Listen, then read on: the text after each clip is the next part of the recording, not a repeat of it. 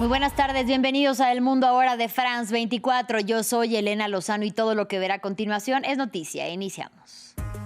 Unos 15,7 millones de chilenos están llamados a las urnas este domingo. Elegirán a su próximo presidente entre una candidata de izquierda, dos de extrema derecha y una de derecha.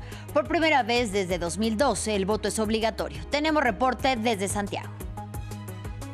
Donald Trump nuevamente da marcha atrás sobre sus aranceles. El viernes firmó una orden ejecutiva para reducir retroactivamente los gravámenes sobre la importación de productos agrícolas, como la carne de res, los tomates, el café y los bananos. Una decisión celebrada por productores suramericanos. Más que un partido de fútbol, la selección palestina juega este sábado en Bilbao contra un equipo del País Vasco. Se trata de un encuentro amistoso cargado de simbolismo. Es el primer partido de Palestina en Europa en medio de la ofensiva de Israel en Gaza, que ha matado a más de 1,000 deportistas palestinos.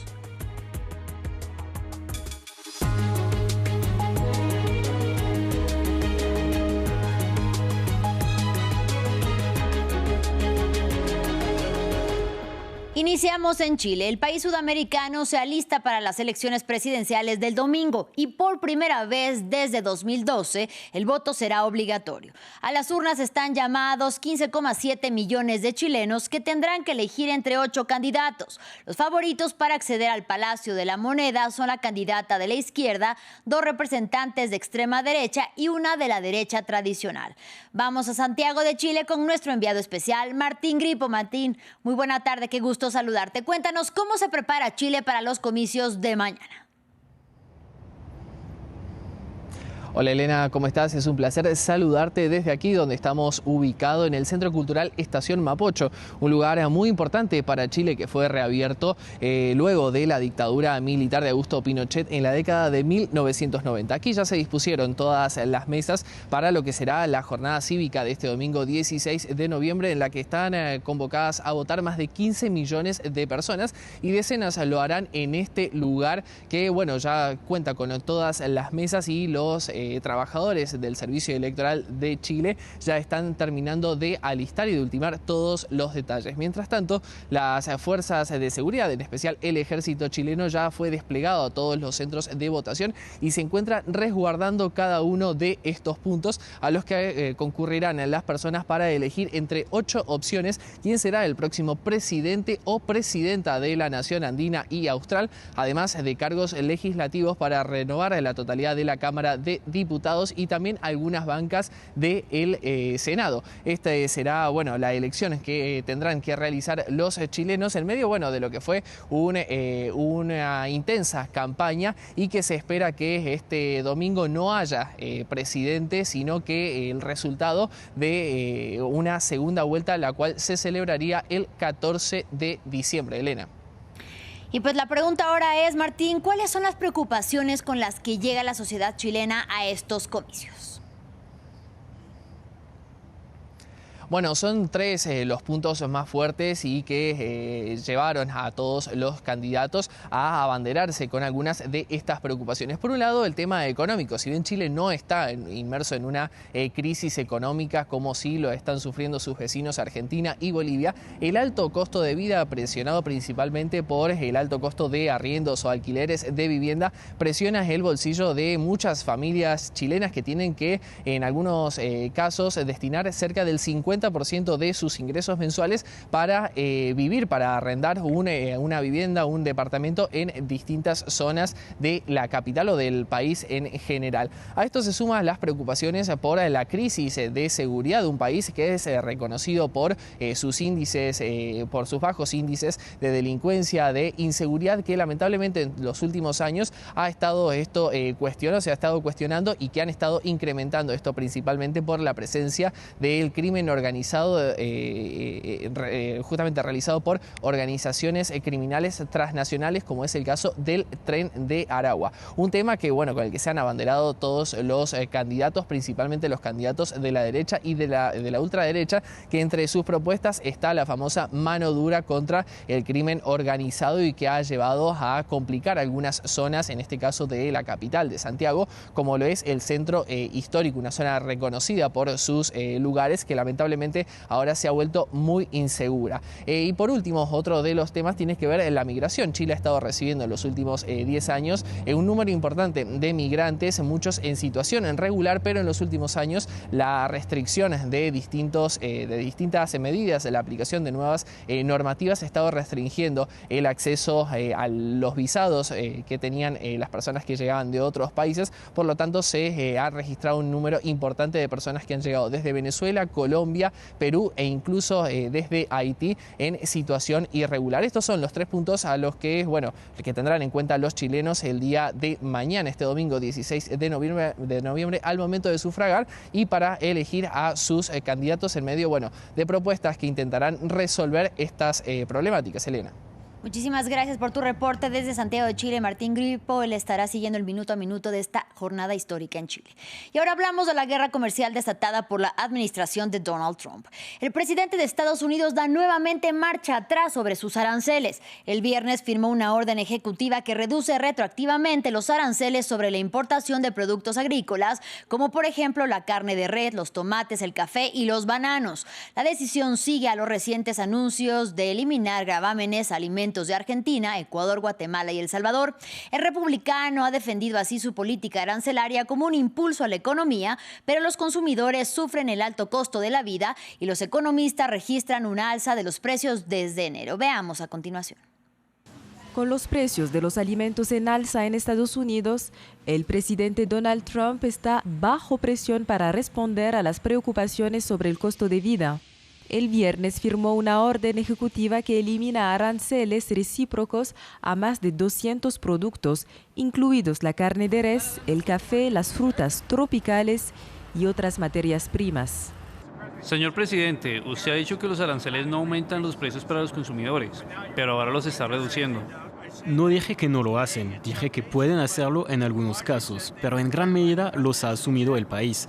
Por ejemplo, tenemos prácticamente cero inflación y aún así hemos recaudado cientos de miles de millones de dólares. Pero los datos contradicen sus declaraciones. La inflación en Estados Unidos subió al 3% a finales de septiembre, el nivel más alto desde enero, cuando asumió el cargo. Los precios del banano aumentaron casi un 7%, la carne molida cerca de un 13% y el café un 19%. Los aranceles son el eje de la agenda económica de Trump, presentada como una forma de impulsar la producción nacional. Pero el congresista demócrata Don Beyer dijo el viernes que han dañado a las empresas y a la economía. El presidente Trump finalmente está admitiendo lo que siempre supimos. Sus aranceles están encareciendo la vida de los estadounidenses. Los republicanos sufrieron derrotas en recientes elecciones estatales y locales, donde el costo de vida fue clave para muchos votantes. A bordo del Air Force One, Trump reiteró el viernes que está considerando dar $2.000 a trabajadores de ingresos bajos y medios financiando con los aranceles, una medida que algunos economistas consideran un intento de distraer de la creciente presión del costo de vida. Y en otro orden de ideas, en Qatar, tras 7 meses de negociaciones, la República Democrática del Congo y el grupo rebelde Movimiento 23 de Marzo, M23, firmaron un acuerdo marco para un futuro pacto de paz que podría poner fin al conflicto en el este del país. Sin embargo, el texto no constituye un acuerdo de paz definitivo, sino que establece la metodología y el calendario de las próximas negociaciones. El grupo rebelde M23, apoyado por Ruanda, intensificó en enero su ofensiva en el este de la RDC y tomó el control de las ciudades de Goma y de Bukavu. El ministro de Exteriores de Qatar explicó lo que incluye el texto. Estos protocolos definen los mecanismos de implementación, los plazos y la secuencia de acciones e incluyen el protocolo sobre acceso humanitario y protección judicial, el protocolo sobre el restablecimiento de la autoridad estatal, las reformas y los mecanismos nacionales de gobernanza participativa, el protocolo sobre acuerdos de seguridad provisionales, desarme, reintegración y neutralización de los grupos armados locales y la desmovilización de los grupos armados extranjeros, el protocolo sobre identidad, ciudadanía y el retorno y reasentamiento de las personas desplazadas internamente y los refugiados, el protocolo sobre recuperación económica y social y finalmente el protocolo sobre justicia y reconciliación. وكذلك ختاما بروتوكول العدالة والمصالحة. Seguimos en Medio Oriente. Desde el inicio de la ofensiva de Israel en la Franja de Gaza en octubre del 2023, Naciones Unidas ha identificado daños en 114 sitios culturales en el devastado enclave palestino. Entre ellos el Palacio Pachá, una fortaleza centenaria y uno de los monumentos más importantes de la ciudad de Gaza. Ahora, con el 70% destruido, se ha puesto en marcha un proyecto de restauración de emergencia para intentar salvar así lo que queda del palacio. Aquí los detalles. Cubo a cubo, los trabajadores palestinos retiran la arena y el mortero desmoronado de los restos de una antigua fortaleza medieval. El Palacio Pachá de la ciudad de Gaza, que hasta hace poco era un museo, ha sufrido graves daños tras 2 años de bombardeos. Mientras retirábamos escombros, a veces se encuentran objetos valiosos y arqueológicos. Por ejemplo, encontramos un casco que pertenecía a uno de los antiguos guerreros. Luego lo limpiamos, lo restauramos e intentamos devolverlo a su estado original. Por ahora, lo guardamos en un lugar seguro y esperamos que una vez reconstruido el palacio, podamos devolverlo a su ubicación original. En 2021, el Museo del Palacio Pachá tenía este aspecto, una ciudadela de mediados del siglo XIV reconocida por la UNESCO. A lo largo de los siglos albergó a sultanes y soldados, una comisaría de policía y una escuela para niñas. En 1799, antes de convertirse en emperador, el general francés Napoleón Bonaparte pasó 3 noches en el palacio fortificado durante su expedición militar a Egipto. Hoy, tras los bombardeos y saqueos, los equipos de patrimonio cultural intentan salvar lo que pueden. El Museo del Palacio del Pachá es uno de los lugares más importantes destruidos durante la reciente guerra en la ciudad de Gaza. Nuestro patrimonio cultural representa la identidad y la memoria del pueblo palestino. No estamos hablando simplemente de edificios antiguos. Antes de la invasión israelí de la ciudad vieja de Gaza, el Palacio de Pachá albergaba más de 17.000 objetos. Hasta ahora solo se han recuperado 20 piezas. Y para finalizar, mientras los estragos de la ofensiva israelí siguen golpeando a la Franja de Gaza y a sus habitantes, este sábado tiene lugar un acontecimiento histórico. La selección palestina de fútbol disputa en Bilbao su primer partido en suelo europeo frente a la selección del País Vasco. Un encuentro amistoso pero muy simbólico tras 2 años de ataques y bombardeos en el enclave palestino, en los que han sido asesinados más de 1.000 jugadores, entrenadores y equipo técnico. Veamos el informe de Amal Benotman. Es el escenario de un partido histórico. El entrenador de la selección palestina y sus jugadores observan el estadio San Mamés en Bilbao, España. Por primera vez, Palestina disputará un amistoso en suelo europeo frente a una selección del País Vasco. Este partido tendrá un impacto positivo en el deporte palestino, porque es la primera vez que jugamos en Europa. En la ciudad de Lezama, en uno de los campos prestados por el Atlético de Bilbao, el entrenador prepara a sus jugadores, los Leones de Canaán.